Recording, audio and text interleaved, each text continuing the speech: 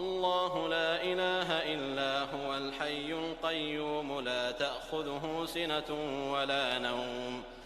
له ما في السماوات وما في الأرض من ذا الذي يشفع عنده إلا بإذنه يعلم ما بين أيديهم وما خلفهم ولا يحيطون بشيء من علمه إلا بما شاء وسع كرسيه السماوات والأرض ولا يئوده حفظهما وهو العلي العظيم.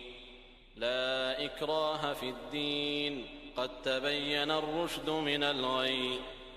فمن يكفر بالطاغوت ويؤمن